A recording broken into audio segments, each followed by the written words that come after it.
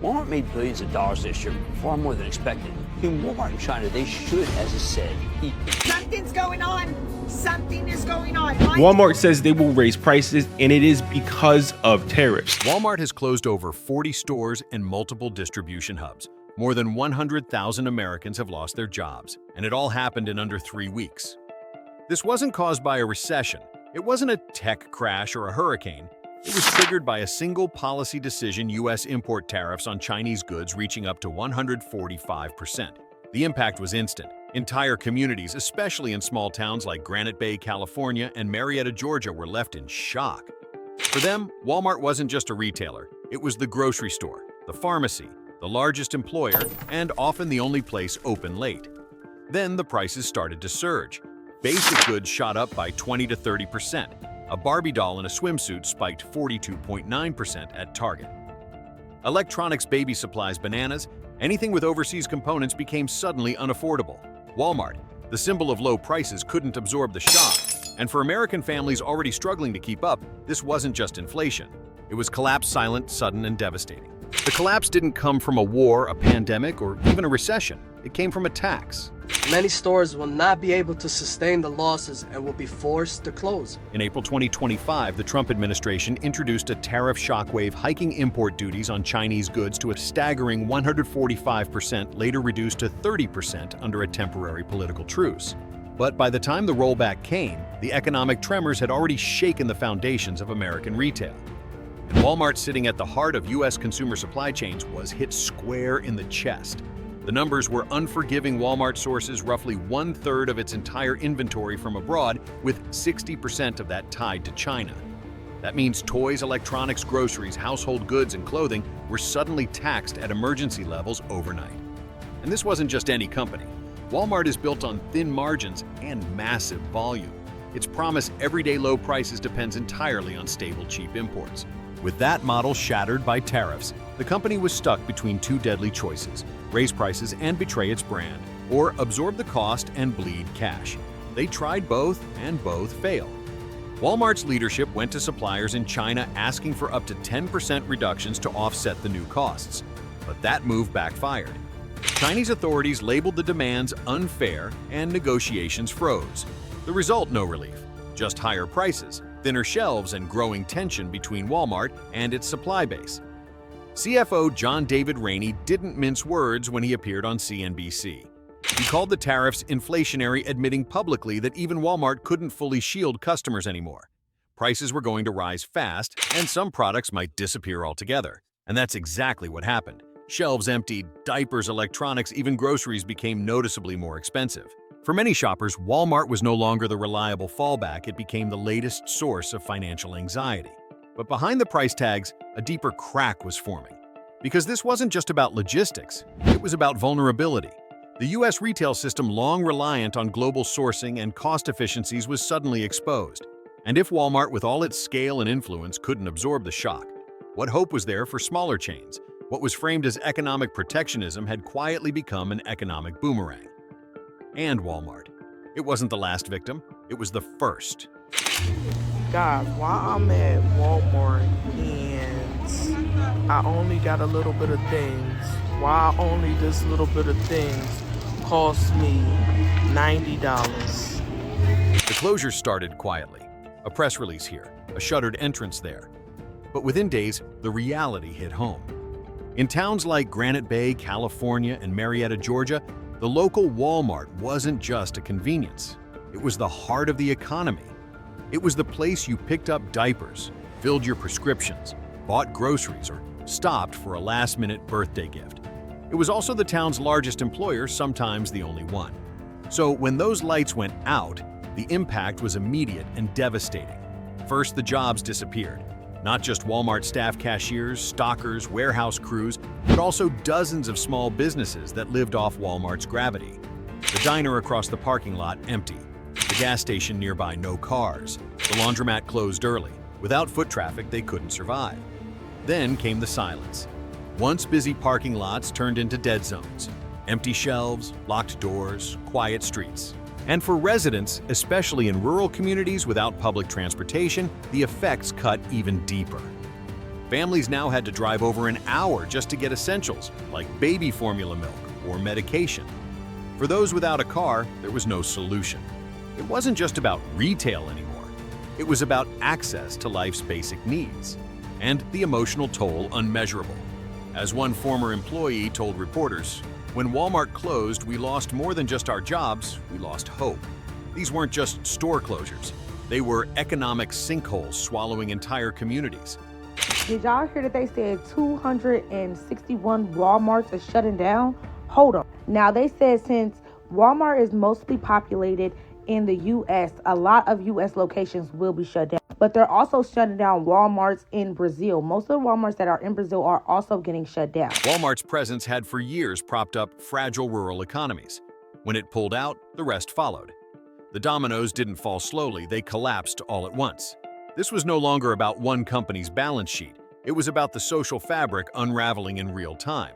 And it exposed a painful truth. If even Walmart can't make it work in these towns, who will? Walmart was only the beginning. As prices climbed and store closures mounted, American consumers began to pull back. Households across the country already stretched thin cut back on non-essentials. Discretionary spending fell, and retailers everywhere started to feel the pain. The fallout didn't stay within the walls of big box stores. It rippled outward into the core arteries of the U.S. economy. Attention any Walmart shoppers still in the store. The store is now closed. Attention any remaining customers. First came Boeing. In April 2025, China halted all deliveries of Boeing aircraft, no warning, no press conference, just silence. But markets heard it loud and clear. Within just 48 hours, Boeing's stock lost $28.4 billion in value. It was a targeted move, an unmistakable signal. If the U.S. escalates trade barriers, China will strike back where it hurts most. And for Boeing, China wasn't just a buyer, it was a critical growth market. Then came the auto industry. With key electronic components, battery cells, and precision parts sourced from China manufacturers like Ford, GM, and Stellantis were hit hard. Assembly lines froze, production was slashed. In some factories, battery output dropped more than 60%, halting entire model lines.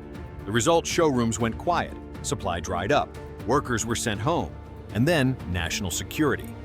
The tariffs ignited a new kind of crisis, a supply shock in critical minerals. China began quietly restricting exports of rare earth elements, materials like lithium, cobalt, neodymium, and terbium. These aren't just used in electric vehicles. They're the building blocks of missile systems, satellites, radars, and clean energy tech.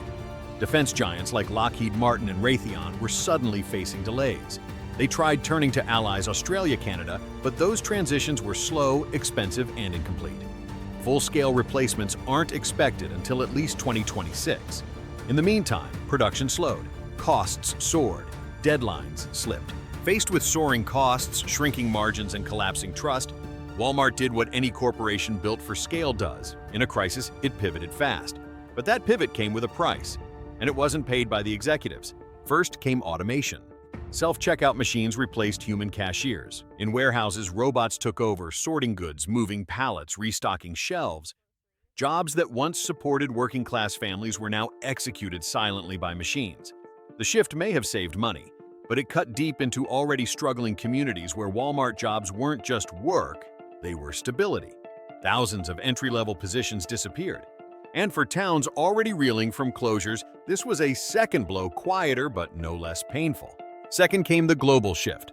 With Chinese goods now too expensive to touch, Walmart began redrawing its sourcing map.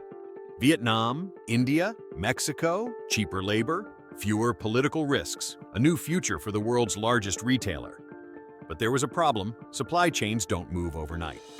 Establishing new partnerships, verifying quality, managing logistics, it takes years. Until then, inventory remained unstable and prices continued to fluctuate. Walmart was trying to survive in a world that had suddenly become unpredictable, expensive, and politically volatile. And behind the scenes, the company doubled down on intelligence. Walmart now employs teams of AI analysts and trade forecasters to track real-time policy shifts, simulate future tariff scenarios, and stay one step ahead of political chaos. It's a high-tech response to a political problem, and it might work on paper. But back on the ground in the shuttered stores and quiet parking lots, the recovery never came. Because while the company may have saved itself, it did so by leaving behind the very people and places that built it. The jobs are gone, the prices are up, and the trust, it's broken. While American retailers scrambled to survive, Canada moved quietly, strategically, and fast. As Walmart was closing stores and consumers were facing sticker shock across the US, a surprising trend began to take shape north of the border. Canadian retailers saw opportunity and seized it. Amazon Canada, Loblaws, and Canadian Tire all reported a sharp increase in orders coming from US customers frustrated by high prices and limited stock at home. Americans weren't just browsing, they were crossing the border both physically and digitally to find the same products at lower prices with faster delivery. And Canadian companies were ready. Canadian Tire, one of the country's largest chains, reallocated 18% of its orders away from US suppliers to Europe in just a matter of weeks. Why? To avoid US tariff volatility, to stabilize prices, to stay stocked while American shelves went empty. It was a bold move and it worked. Meanwhile, the Canadian government wasn't sitting still either.